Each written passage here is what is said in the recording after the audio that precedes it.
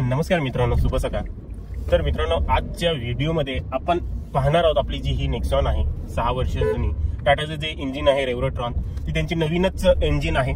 तर अशा वेळेला त्याची 6 वर्षानंतर मायलेज काय निघतोय आणि मी माझं देखील जेव्हा नवीन गाडी होती तेव्हा किती निघायचं सेम रोडसाठी ते देखील सांगणार आहे। आणि तुमच्या समोरच आता टँक टू टँक मेथडमध्ये आपण चेक करूया गाडीची इन्स्ट्रुमेंट क्लस्टरवरती ओडोवरती किती दाखवत आहे ते देखील पाहूया आणि कॅल्क्युलेशन करून देखील बघूया की बाबा बरोबर आहे का जे दाखवलं जात आहे ते आणि कितीचा फरक येतोय MID मध्ये आणि याच्यामध्ये। माझी गाडी पेट्रोल गाडी आहे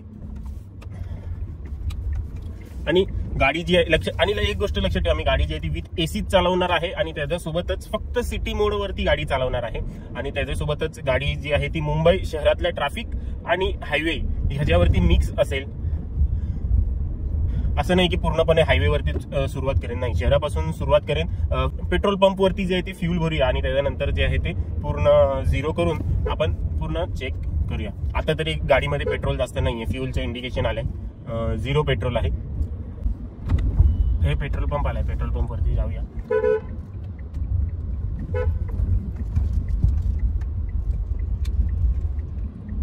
पेट्रोल जे आहे ते फुल भरून घ्या टाकी। आणि एक गोष्ट नेहमी लक्षात ठेवा, पेट्रोल भरताना गाडी जी आहे ती संपूर्ण बंद करायची आहे आपल्याला। फुल पेट्रोल नॉर्मल वाला फुल करते। हा,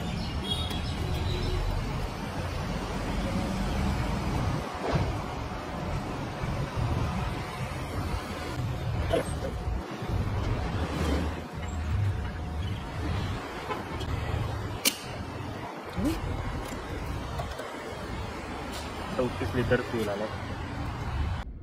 हे बघ फुल झाले आणि असलेल्या पेट्रोलवरती गाडी एवढी किलोमीटर चालेल असं दाखवते। आता एखादा ट्रिप मीटर जो आहे तो आपण 0 करून टाकूया। आता हा पहा 58 किलोमीटरचा ट्रिप A जो आहे तो मी 0 करतोय, हा 0 करून टाकलाय ट्रिप A। आणि आता इथून सुरुवात करूया। वाजलेत बघा किती, 7:21 झालेत आणि पाहूया की आता किती किलोमीटरला कितीचा एव्हरेज मिळतो आणि पुन्हा आपण इंडियन ऑइलच्या त्याच्यावरती फुल करूया। 3 किलोमीटर झाले आता आणि मायलेज 13चा दाखवतोय, सिग्नल वरती आहे 12.9चं झालं।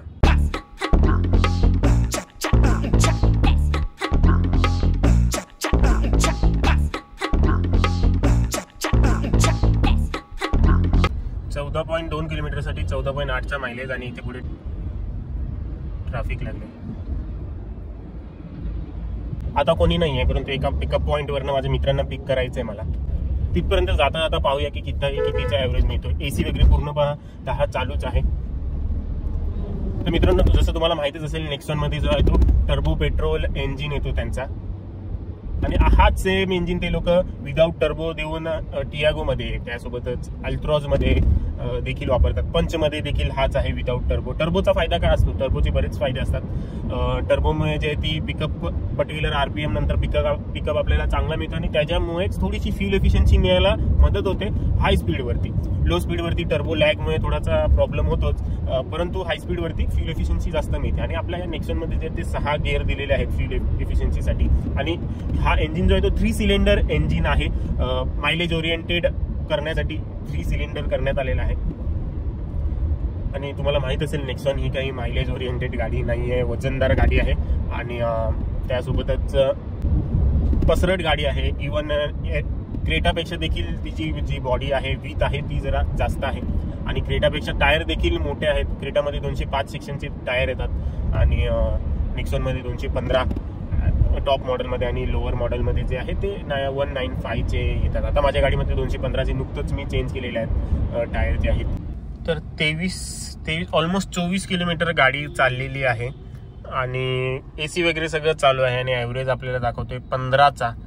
तर वेट करतोय मित्रांसाठी, बघूया नंतर पुढे बघूया। अजून 100 किलोमीटर तरी आपण गाडी चालूया म्हणजे आपल्याला रिअल मायलेज कळून येईल। आता आपण ह्या वडाळ्या वगैरे ह्या साईडने आलोय, दादर वगैरे खूप जास्त सिग्नल्स वगैरे होते, त्याच्यामुळे मायलेज जो आहे तो ड्रॉप होऊन 13चा झालाय 40 किलोमीटर साठी। हा पहा 13चा मायलेज झालाय, ते बघा सिग्नल वगैरे चालू झालेत, 9 वाजलेत। आता आपण जाता नावाशेवा या रोड मार्फत, नावाशेवाचा देखील एक व्हिडिओ घेऊन येतोय मी की बाबा नावाशेवावरनं जाताना किती वेळ लागतो आणि पुन्हा जेव्हा आपण वाशीवरनं येतो तेव्हा आपल्याला नेमका किती वेळ लागतो, पेट्रोल किती जातं, कुठून जास्त खर्च होतो, कुठून जास्त टाइम लागतो, ह्या सगळ्या गोष्टीबाबत। तर ह्या व्हिडिओ नंतर मे बी तो व्हिडिओ येईल. आधी आपण मायलेज बद्दल बघूया. त्या रस्त्यावरती मे बी आपला मायलेज वाढायला सुरुवात होईल. तिथे बघा समोर बघा ट्रॅफिक आहे, बरीच ट्रॅफिक लागते मगापासून, त्यामुळे मायलेज जो आहे तो 15 वरून 13 वरती ड्रॉप झालाय.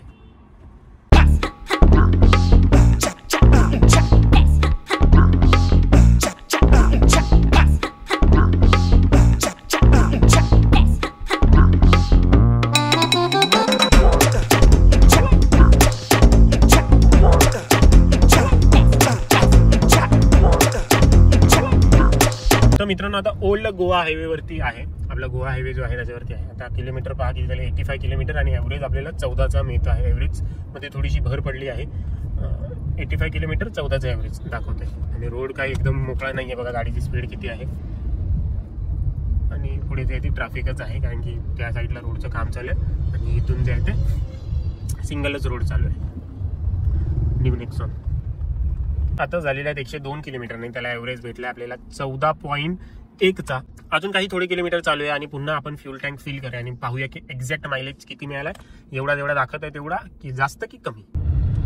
तर मित्रांनो आता चाललोय 118 किलोमीटर आणि आता पेट्रोल पंप आलाय. फ्यूल भरून नेमकं बघूया की किती आपल्याला लागलंय.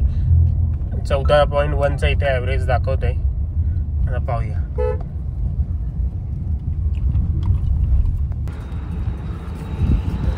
आता बघूया की किती राहतंय पेट्रोल याच्यामध्ये. पेट्रोल या चालू करू.